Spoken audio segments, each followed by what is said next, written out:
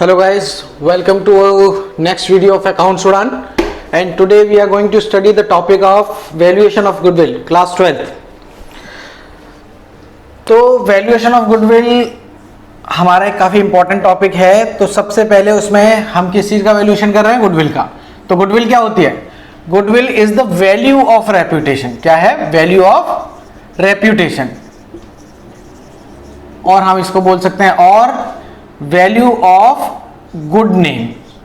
Like जब भी तुम नमकीन खाते हो तो कौन सी नमकीन ध्यान में आती है? हल्दीराम्स।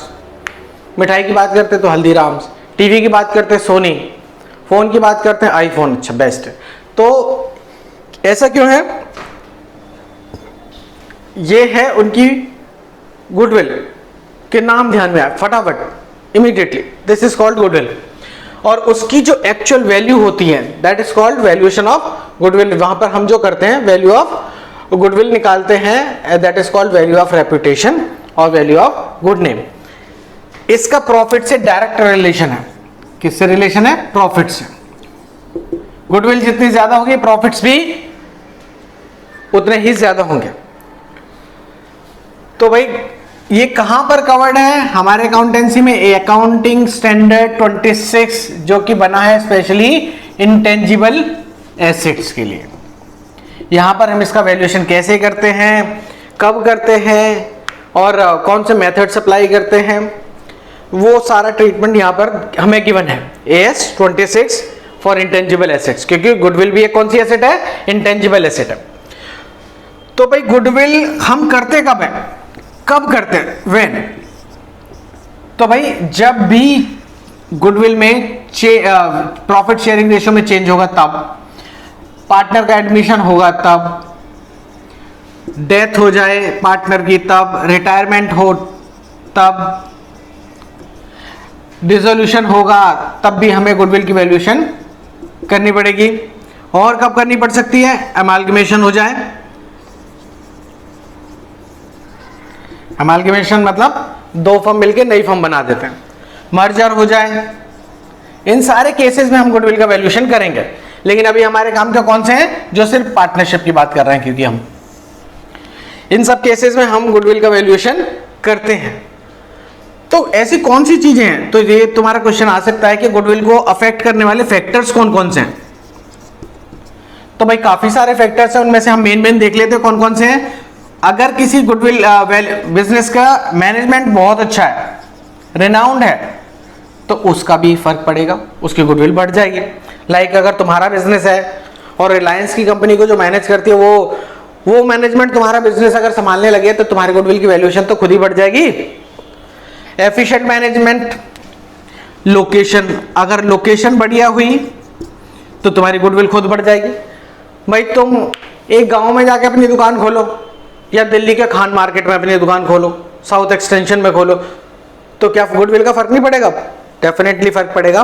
तो फेवरेबल लोकेशन हुई तो उससे भी गुडविल पे इंपैक्ट आएगा। और किस चीज का फर्क आ सकता है लोकेशन के अलावा? फेवरेबल कॉन्ट्रैक्ट्स तुम्हें मिल जाएं, उसका भी फर्क आएगा। कॉन्ट्रैक्ट्स मतलब तुम्हारी अगर कंस्ट्रक्शन कंपनी है और तुम्हें दिल्ली सरकार अपने यहाँ पुल बनाने का वो दे ठेका, तो तुम्हारी गुडविल वैसे ही बढ़ जाएगी। तुम किसी को भी बता पाओगे अच्छा हम दिल्ली गवर्नमेंट के लिए भी कंस्ट्रक्शन करते हैं। तो फेवरेबल कॉन्ट्रैक्ट्स हो तब। और किस चीज का फर्क पड़ सकता है? हमारी एसेट्स कितनी है। अगर एसेट्स ज्यादा होंगी तो हमारा गुडविल भी ज्यादा होगा। और किस चीज का फर्क आ सकता है? सोचो जरा दिमाग में फटाफट, बताओ जल्दी। ओके, नहीं पता तो ऐसे सोचो कि अगर गुडविल में बिजनेस में तुम्हारे रिस्क ज्यादा हुआ तो तुम्हारी गुडविल कम होगी, तो तुम्हारी गुडविल कम होगी और तुम्हारी गुडविल कम हो जाएगी। रिस्क अगर ज्यादा हुआ, नेचर ऑफ बिजनेस, अगर तुम्हारा बिजनेस ऐसा है जिसकी बहुत डिमांड है, किसी कमोडिटी का ऐसा बिजनेस है जिसकी बहुत डिमांड है, तो उस केस में तुम्हारी गुडविल ज्यादा होगी। तो ये सारे फैक्टर्स हैं जो कि गुडविल को अफेक्ट करते हैं। तो अब ये इसमें से एक दो नंबर का क्वेश्चन पूछा जाएगा। अगर पूछा जाएगा तो कौन सा अकाउंटिंग स्टैंडर्ड कौन सा है गुडविल के लिए, तो बता सकते हैं कौन सा? एक AS 26। तो गुडविल का प्रॉफिट से क्या लेना देना, डायरेक्ट रिलेशन है, जितनी ज्यादा गुडविल उतने ज्यादा प्रॉफिट, जितनी ज्यादा गुडविल उतने ज्यादा प्रॉफिट।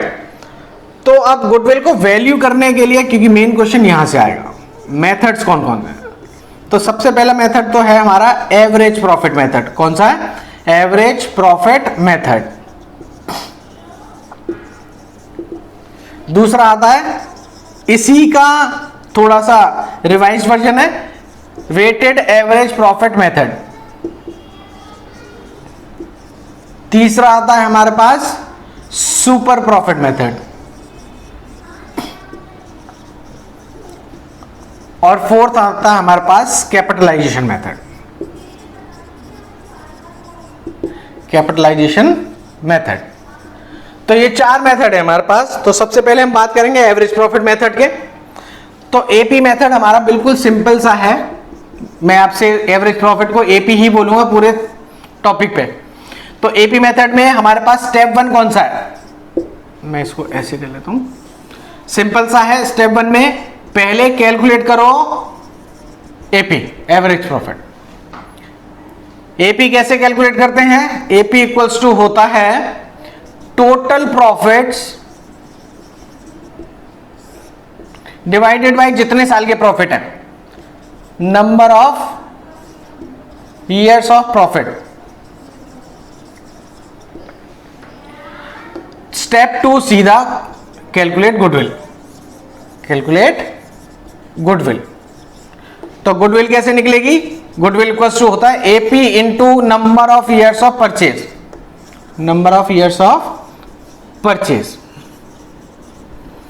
ध्यान रख लेना, ये number of years of profit है और ये number of years of purchase है, तो दोनों को सेम कंसीडर मत करना। तुम्हें जब गुडविल निकालते टाइम एपी को मल्टीप्लाई करना तो number of years of purchase से करना है, number of years of profit से नहीं करना। तो इसका एक छोटा सा एग्जांपल ले लेते हैं। फॉर एग्जांपल, तुम्हें 5 साल के प्रॉफिट दे रखे हैं, पहला साल, दूसरा साल, तीसरा, चौथा और 5वां साल। पहले साल के प्रॉफिट है 40,000, दूसरे साल के प्रॉफिट है 46,000, तीसरे साल के प्रॉफिट है 70,000 और चौथे साल में लॉस आया 16,000 रुपए का, और 5वें साल में फिर प्रॉफिट आए हमारे 60,000 के। ऐसी एज्यूम किए। ध्यान रख लेना, प्रॉफिट सारे ऐड होंगे तो लॉस क्या हो जाएगा, माइनस है। अंडरस्टूड है, बिल्कुल बेसिक फंडा है। तो हम इसका टोटल करेंगे सबसे पहले, क्योंकि पहला स्टेप क्या है हमारा पास, टोटल प्रॉफिट्स कैलकुलेट करो। टोटल प्रॉफिट कितने हुए, 40 और 46, 86 और 70, 156 माइनस 16, 140 और ये 2 लाख। तो हमारे एवरेज प्रॉफिट, टोटल प्रॉफिट्स कितने आए, 2 लाख। तो हम इसको क्या करें, 2 लाख डिवाइडेड बाई कितने साल के प्रॉफिट है, 5 साल के। तो एपी कितना आएगा हमारा, एपी इक्वल्स टू आएगा 2 lakh divided by 5 equals to 40,000। कितना आ रहा है, 40,000। तो 40,000 एपी आ गया। तो क्वेश्चन में एक लाइन और गिवन होगी कि goodwill is valued at, suppose करो 3 इयर्स, 2 इयर्स भी हो सकता है, 4 इयर्स भी हो सकता है, लेकिन फिलहाल मैं मानो 3 इयर्स परचेज ऑफ एपी, 3 साल के एपी के परचेज के बराबर। तो गुडविल कैसे निकलेगी, गुडविल यहां निकाले थे, गुडविल एपी कितने आए हैं 40,000, नंबर ऑफ ईयर परचेज कितने बोल रहा है 3, तो हमारी गुडविल कितनी हो गई 1,20,000। बिल्कुल सिंपल सा फंडा, कुछ ज्यादा दिमाग लगाने की जरूरत नहीं है, बिल्कुल सिंपल सा है। पहले कैलकुलेट किया एपी, एपी कैसे कैलकुलेट करते हैं, सारे प्रॉफिट्स को ऐड करो, जो लॉस होगा वो माइनस हो जाएगा। तो हमने यहां पे देखा हमें 5 साल के प्रॉफिट दे रखे थे, प्रॉफिट और लॉस, तो 4 साल तो प्रॉफिट हुआ, 1 साल लॉस हुआ, तो उस लॉस को हमने माइनस कर दिया। तो टोटल प्रॉफिट कितने हैं 2 लाख। कितने साल के प्रॉफिट हैं 5 साल के, तो 5 से डिवाइड किया, और ये टोटल एवरेज प्रॉफिट, हमारा एवरेज प्रॉफिट कितना है 40,000। और बोला कि goodwill is valued at 3 years purchase, 3 years purchase, तो 40,000 into number of years of purchase 3 दे रखा है, तो 1,20,000। ये तुम्हें क्वेश्चन में गिवन होगा, ये तुम्हें क्वेश्चन में गिवन होगा। तो ये निकला हमारा एवरेज प्रॉफिट मेथड। कौन सा मेथड आया, एवरेज प्रॉफिट मेथड। अब एक सोचने की बात यह है कि क्या क्वेश्चन में इसमें एडजस्टमेंट भी आ सकती है, यस बिल्कुल आ सकती है। और वो एडजस्टमेंट कैसी होगी, बिल्कुल तुम्हारे बेसिक अकाउंटिंग कॉन्सेप्ट के ऊपर डिपेंड करेगा कि तुम उसे कर पाओगे या नहीं।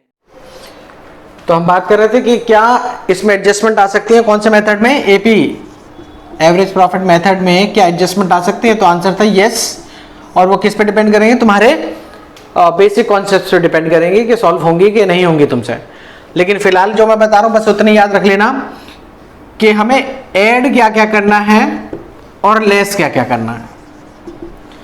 अगर कोई भी एबनॉर्मल एक्सपेंस है या कोई भी एबनॉर्मल लॉस है तो वो हमें ऐड करना है, किसमें? To that particular years profit, उस साल के पर्टिकुलर प्रॉफिट्स पे हमें ऐड कर देना है। जैसे मैं एग्जांपल देता हूं, for example loss by fire, loss by fire, loss by theft और एनी अदर रीजन। कोई एबनॉर्मल नॉन रिकरिंग एक्सपेंस हो जाए लाइक VRS, अभी मैं इस पे आता हूं। और इसके अलावा अगर हमने कोई loss on sale of fixed asset, loss on sale of fixed asset हो, या किसी पर्टिकुलर एसेट को, fixed asset is treated as expense, for example मैं अभी दूंगा इसके लिए। और लास्ट में over valuation of opening stock और under valuation of closing stock.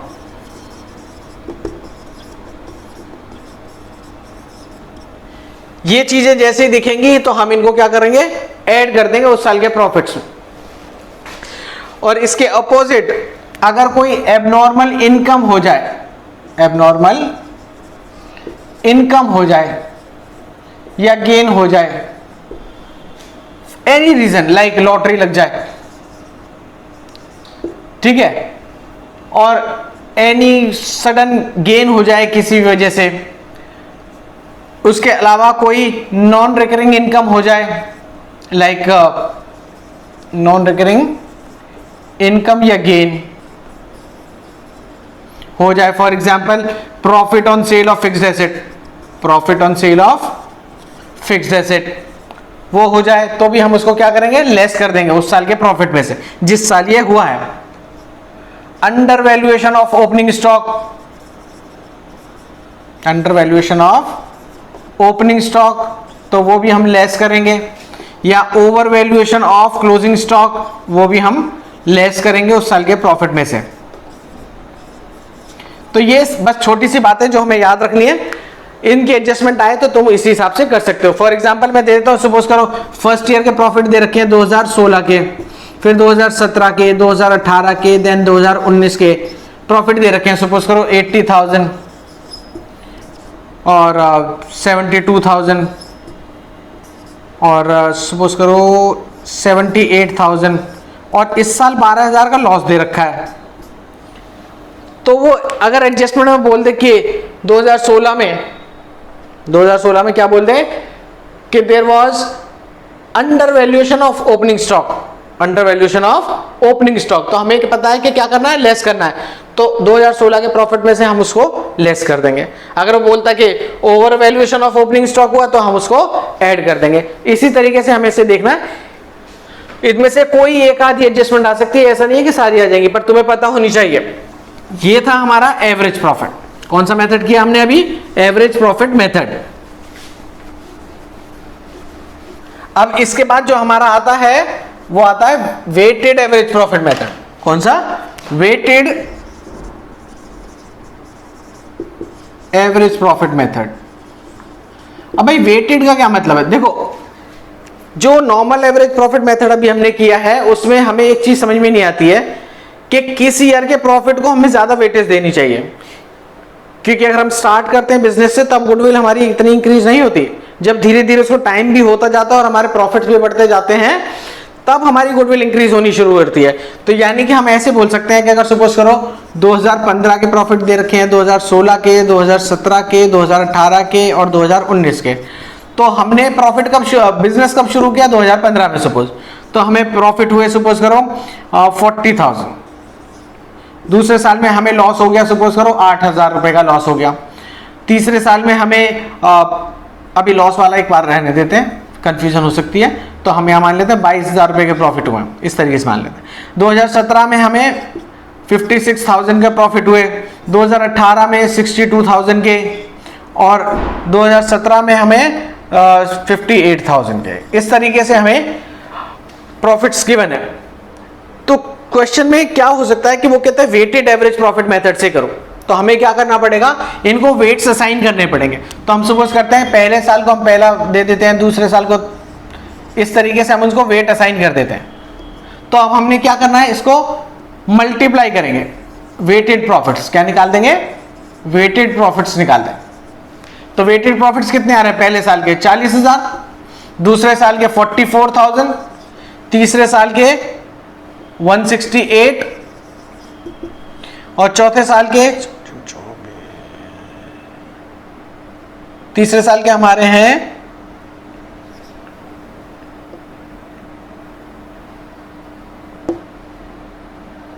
248 और तीसरे साल के हमारे आ रहे हैं 265, सॉरी हाँ 265। तो इस तरीके से हमारे प्रॉफिट्स हमारे पास आए हैं, वेटेड प्रॉफिट्स। तो हम इनको क्या करेंगे? हम इनको ऐड कर लेंगे। हम इनको क्या कर लेंगे? ऐड कर लेंगे। तो हम ऐड करते हैं 4, 12 एंड 8, 20 और 25, देन 2, 6, 10 और 6, 16, 20, 26 एंड देन 2। तो ये हमारे आ रहे हैं 3 और 2, 5 और 7। ये हमारे वेटेड प्रॉफिट्स आए हैं। और हमें क्या चाहिए? हमें क्वेश्चन में सबसे पहला स्टेप जो वेटेड एवरेज प्रॉफिट में निकालना है, वहां पर हमने एवरेज प्रॉफिट मेथड जैसा ही है, वहां पर हमने क्या निकाला था? एवरेज प्रॉफिट निकाले थे। यहां पर हमें क्या निकालना है? वेटेड एवरेज प्रॉफिट निकालना है। तो वेटेड एवरेज प्रॉफिट हमारे कितने आए? 65 डिवाइडेड बाई, हमने यहां इनको कितनी वेट दी है? इन वेट्स का टोटल कर लो। तो 5 और 9, 12 और 14, 15, 15 हमारे वेट्स आ रहे हैं। तो हम इसको 15 से डिवाइड करेंगे तो कितना आ जाएगा?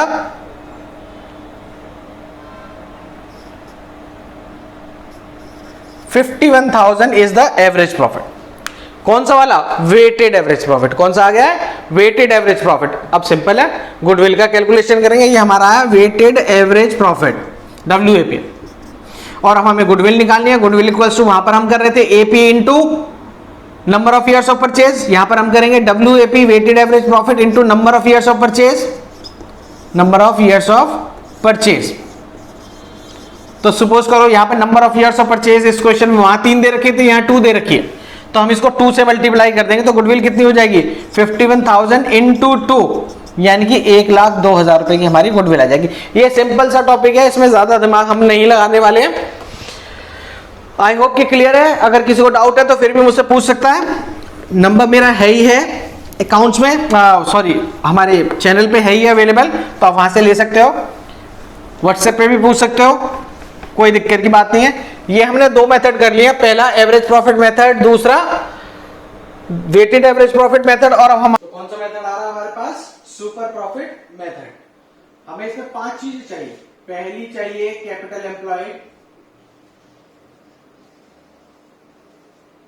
दूसरी चाहिए हमें कौन सी? नॉर्मल प्रॉफिट्स, तीसरा चाहिए एवरेज प्रॉफिट्स, फोर्थ चाहिए सुपर प्रॉफिट्स, और लास्ट में कौन सा चाहिए? लास्ट में हमें चाहिए गुडविल का स्टेप। यानी 5 स्टेप हमें फॉलो करने। तो सबसे पहली चीज हमारी कौन सी है? Capital employed. तो कैपिटल एम्प्लॉयड हम कैसे निकालते हैं? बिल्कुल सिंपल सा है। इसमें 2 अप्रोच है हमारी, एक लायबिलिटी के थ्रू है और एक एसेट्स के थ्रू है। वैसे ऑलमोस्ट सेम ही है, कोई ज्यादा टेंशन की जरूरत नहीं। तो कैपिटल एम्प्लॉयड किसके बराबर होता है? जो कैपिटल तुम्हें क्वेश्चन में गिवन है, प्लस में अगर कोई रिजर्व्स हैं माइनस फिक्टिशियस एसेट्स। अब फिक्टिशियस एसेट्स कौन सी होती है इसके बारे में हम बाद में बात करेंगे। इसके मैं दो एग्जांपल यहां पे दे देता हूं। यहां पे advertisement suspense account and profit and loss account debit balance. कौन सा balance? Debit balance. Minus goodwill if any existing goodwill is given and minus non trade expense. Non trade expense नहीं, नॉन ट्रेड इन्वेस्टमेंट। ये हमारी कौन सी approach है? Through liability approach. कौन सी? Liability approach. तो अगर एसेट अप्रोच से निकालना होगा तो क्या आ जाएगा? एसेट अप्रोच से निकलेगा तो कौन सा आएगा? एसेट अप्रोच है हमारे पास तो हम कौन सा लगाएंगे? Total assets minus fictitious assets, जो ऊपर मैंने बताई वही, माइनस नॉन ट्रेड इन्वेस्टमेंट,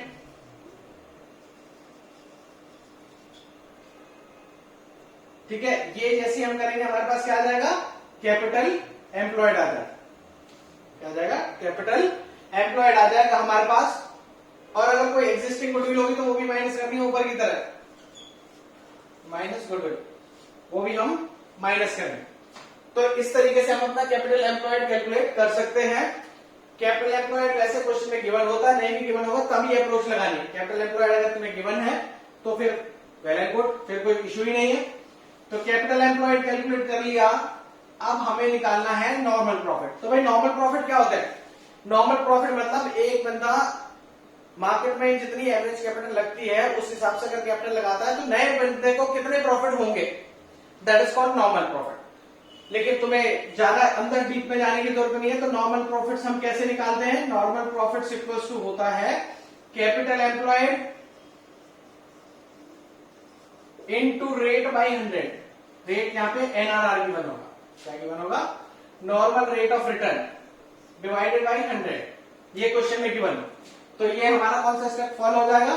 हम नॉर्मल प्रॉफिट कैलकुलेट कर जाएंगे। एपी हम ऑलरेडी जानते हैं, बिल्कुल वैसे ही निकालना है जैसे पहले निकालते थे एवरेज प्रॉफिट मेथड में। और अगर क्वेश्चन में गिवन है तो फिर तो ले लेंगे, और ज्यादातर केसेस में एवरेज प्रॉफिट गिवन होंगे।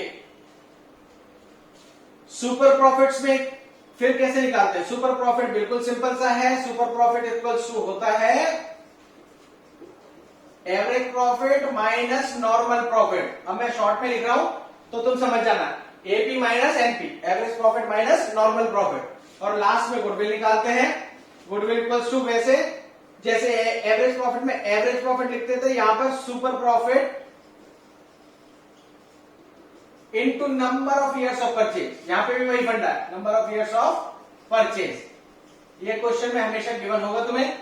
तो इस तरीके से हम सुपर प्रॉफिट मेथड से गुडविल को कैलकुलेट कर सकते हैं। तो मैं एक एग्जांपल ले रहा हूं। सपोज करो तुम्हें कैपिटल एम्प्लॉयड गिवन है, उसी मेथड से कैलकुलेट करना है। मैं भी मान रहा हूं कि गिवन है ताकि ज्यादा डिटेल में जाए हम। कैपिटल एम्प्लॉयड तुम्हें गिवन है, सपोज करो 8 लाख, और नॉर्मल रेट ऑफ रिटर्न हमारे पास आ रहा है सपोज करो 15%। कितना आ रहा है? 15%। और एपी क्वेश्चन में गिवन है, मैंने तुम्हें पहले बताया 90% केसेस में गिवन हो। नहीं गिवन होगा तो वैसे ही निकालना जैसे एवरेज प्रॉफिट में निकाल देते हैं, एवरेज प्रॉफिट मेथड। एपी तुम्हें गिवन है सपोज करो 1,50,000 और कहता है goodwill is valued at 3 years purchase, 3 years purchase of super profit। Super profits के 3 years के इक्वल। तो कैसे निकालेंगे? 8 लाख रुपए टोटल कैपिटल एम्प्लॉयड। तो पहला स्टेप हमें पता है कि कैपिटल एम्प्लॉयड हमारे पास कैलकुलेटेड है, और अगर क्वेश्चन में गिवन नहीं होगा तो अभी जो मैंने फॉर्मूला लिखवाया तो उसके हिसाब से हम निकाल सकते हैं। दूसरा स्टेप है नॉर्मल प्रॉफिट। नॉर्मल प्रॉफिट में मैंने क्या बताया? एनपी कैसे निकलते हैं? Capital employed. कैपिटल एम्प्लॉयड कितना गिवन है? 8 लाख रुपए into rate by 100। Rate normal rate of return कितना देगा? 15% डिवाइडेड बाई 100। तो कितना हो जाएगा? 1,20,000 रुपए। कितना आ रहा है 1,20,000 रुपए हमारा नॉर्मल प्रॉफिट आया। एपी हमें ऑलरेडी गिवन है क्वेश्चन में 1.5 लाख रुपए यानी 1,50,000। तो अब सुपर प्रॉफिट कितने होंगे, सुपर प्रॉफिट हो जाएगा एपी माइनस एनपी। एपी कितने हैं 1.5 लाख और नॉर्मल प्रॉफिट कितने हैं 1,20,000 इक्वल्स टू हमारे पास सुपर प्रॉफिट आ रहा है 30,000। तो गुडविल चौथा नेक्स्ट स्टेप कौन सा, गुडविल। गुडविल कैसे निकलती है, super profit into number of years of purchase. तो सुपर प्रॉफिट कितने आए 30,000 into number of years of purchase कितने देते हैं 3। तो बिजनेस की गुडविल कितनी हो गई 90,000 is the amount of goodwill. Simple है, बिल्कुल सिंपल मेथड है सुपर प्रॉफिट। इसमें ज्यादा मेहनत नहीं लगती है और पेपर में अक्सर आ जाता है, तो तुम इसे आराम से कर सकते हो। तो ये था हमारा सुपर प्रॉफिट मेथड। और हमारे पास लास्ट मेथड है कौन सा, लास्ट मेथड हमारे पास आता है कैपिटलाइजेशन मेथड। कौन सा, कैपिटलाइजेशन।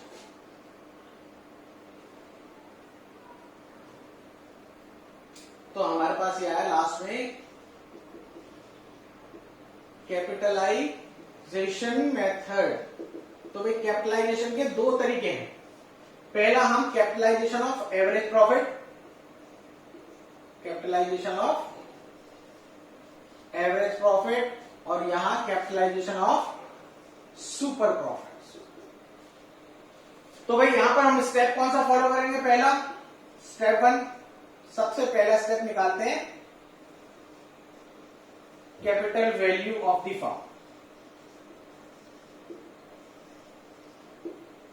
और वो कैसे निकालते हैं,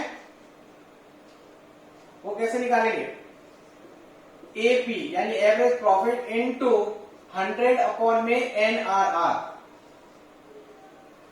100 अपॉन में एनआरआर, ये हमारी आ जाएगी capital value of the firm. दूसरा स्टेप हमें जो चाहिए वो आता है step 2, calculate net assets. Net assets को ही कभी कभार कैपिटल एम्प्लॉयड बोल के यूज करेगा वो, ध्यान रख लेना। कैपिटल एम्प्लॉयड और कैपिटल वैल्यू दोनों अलग अलग चीजें, एक ही मत मान लेना। तो हमें क्या कैलकुलेट करना है, नेट एसेट। और कभी कभार इसी नेट एसेट को कैपिटल एम्प्लॉयड भी बोलेगा, तो तुम समझ जाना कि तुम्हें इसका करना क्या है।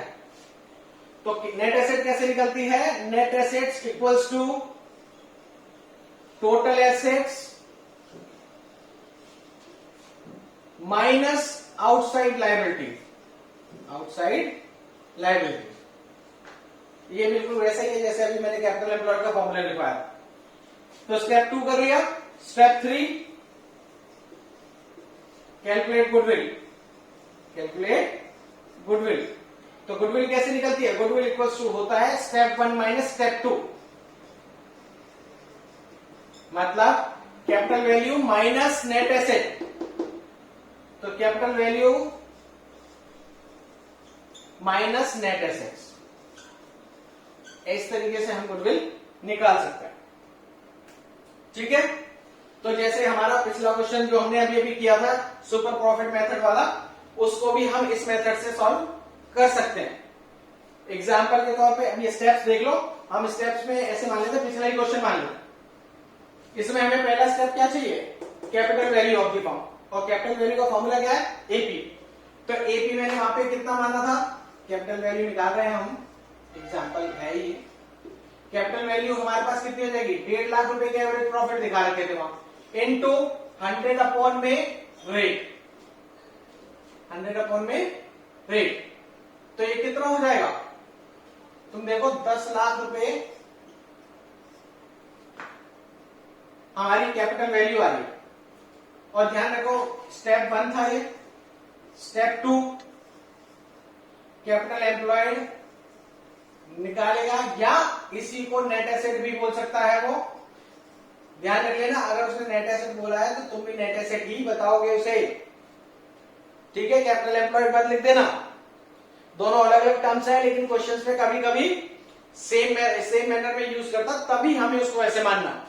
तो कैपिटल एम्प्लॉयड मैं यहां से काट ही देता हूं, तुम लोग कंफ्यूजन हो सकती है। तो यहां हम सेकंड स्टेप करेंगे नेट एसेट्स। नेट एसेट कैसे निकलती है? टोटल एसेट्स, वहां टोटल एसेट नहीं थी, तब कैपिटल एम्प्लॉयड को ही हम नेट एसेट मान लेंगे। और अगर फिर भी तुम्हें चाहिए तो मैं यहां दूसरा एग्जांपल ले लेता हूं। सपोज करो टोटल एसेट्स हमें गिवन है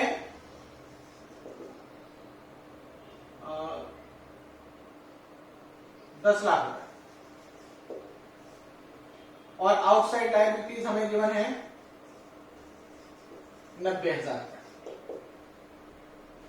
तो यहां कितना निकलेगा net asset? 10 lakh minus 90,000 equals to 9,10,000।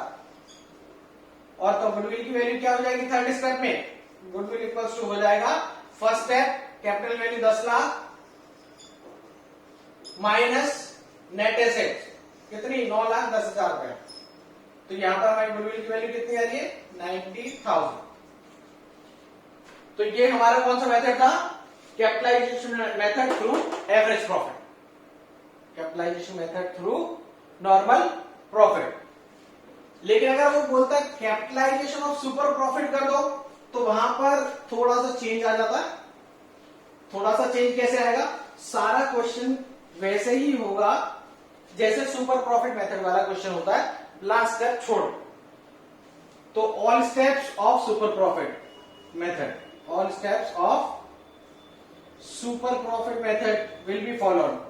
ठीक है, विल बी फॉलोड। तो मतलब हम वहां पर कैपिटल एम्प्लॉयड निकालते थे, कैपिटल एम्प्लॉयड के बाद हम नॉर्मल प्रॉफिट निकालते थे, नॉर्मल प्रॉफिट के बाद एपी निकालते थे, एपी के बाद सुपर प्रॉफिट निकालते थे। तो सुपर प्रॉफिट कैलकुलेट करने के बाद यहाँ पे गुडविल की वैल्यू कैसे निकलेगी? Goodwill equals to super profit into 100 by normal rate of return. तो अगर सपोज करो सुपर प्रॉफिट आ रहा है हमारे 30,000 इंटू 100 बाई एनआरआर आ रहा है 15, जो क्वेश्चन में गिवन होगा, तो हमारे पास कितना हो जाएगा?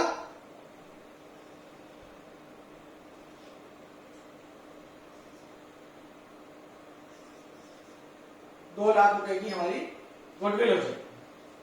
कितने हो जाएगी? 2 लाख रुपए की हमारी गुडविल हो जाएगी। ये बिल्कुल सिंपल सा मेथड है। और इस चैप्टर में वैल्यूएशन वाले में बस यही कुछ है। अब प्रैक्टिकल करोगे तो बेहद आसान टॉपिक है, मैं इसको बोलता हूं फ्री के मार्क्स है।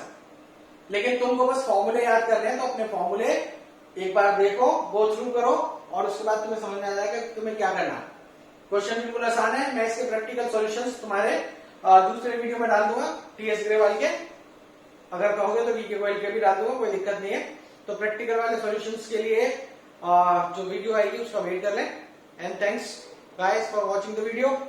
बाय।